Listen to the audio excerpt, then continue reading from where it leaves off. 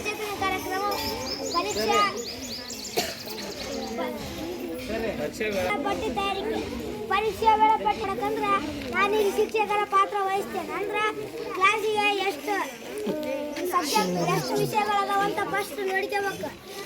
ಎಷ್ಟಿದ್ರ 7 ಕ್ಲಾಸಲ್ಲಿ 7 ಈ ಥರ ಇದ್ರ ಫಸ್ಟ್ ಯಾವ ಮಾಧ್ಯಮ ಅಂತ ನೋಡ್ಕೋಬೇಕು. ಉದಾಹರಣೆಗೆ ಕನ್ನಡ ಮಾಧ್ಯಮ ಅಂದ್ರೆ ಮೊದಲನೇದಾಗಿ ಕನ್ನಡ ಭಾಷೆಯನ್ನು ಪರೀಕ್ಷೆಗೆ ಬಳಸ್ಬೇಕು. ಮತ್ತು ಇಂಗ್ಲೀಷ್ ಮಾಧ್ಯಮ ಅಂದ್ರೆ ಇಂಗ್ಲೀಷ್ ಫಸ್ಟ್. ಅದೇ ಥರ 7 ಸಬ್ಜೆಕ್ಟ್ ಎಲ್ಲ ವರ್ಷ ನಿಮ್ಗೆ ಯಾವ್ಯಾವ ಸಬ್ಜೆಕ್ಟ್ ಇರ್ತಾವೆ ಆ ಸಬ್ಜೆಕ್ಟ್ ವೈಸ್.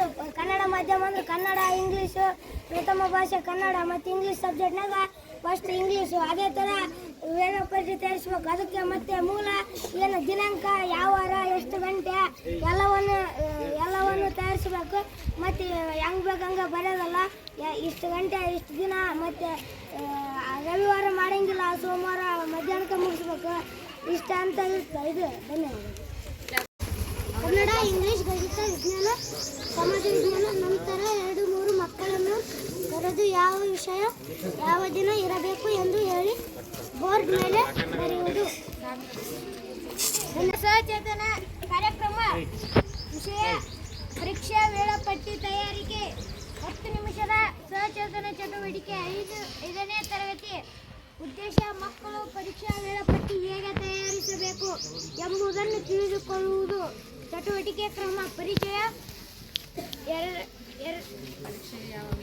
ಪರೀಕ್ಷೆಗೆ ಯಾವ ವಿಷಯ ಯಾವ ದಿನ ಬರಬೇಕು ಎಂದು ಚಟುವಟಿಕೆ. 5 ನಿಮಿಷ. ವಿಷಯ ಪಟ್ಟಿಯನ್ನು ಮಾಡಿಕೊಳ್ಳುವುದು: ಕನ್ನಡ, ಇಂಗ್ಲೀಷ್, ಗಣಿತ, ವಿಜ್ಞಾನ, ಸಮಾಜ. ನಂತರ 2-3 ಮಕ್ಕಳನ್ನು ಕರೆದು ಯಾವ ವಿಷಯ ಯಾವ ದಿನ ಇರಬೇಕು ಎಂದು ಹೇಳಿ ಬೋರ್ಡ್ ಮೇಲೆ ಬರೆಯುವುದು. ಚರ್ಚೆ: 2 ನಿಮಿಷ. ಮಕ್ಕಳು ಏಕೆ ಆ ದಿನ ಆಯ್ಕೆ ಮಾಡಿಕೊಂಡರೆ ಎಂದು ಹೇಳುವುದು. ಸಂಸಾರ 1 ನಿಮಿಷ. ಸಾರಾಂಶ 1 ನಿಮಿಷ.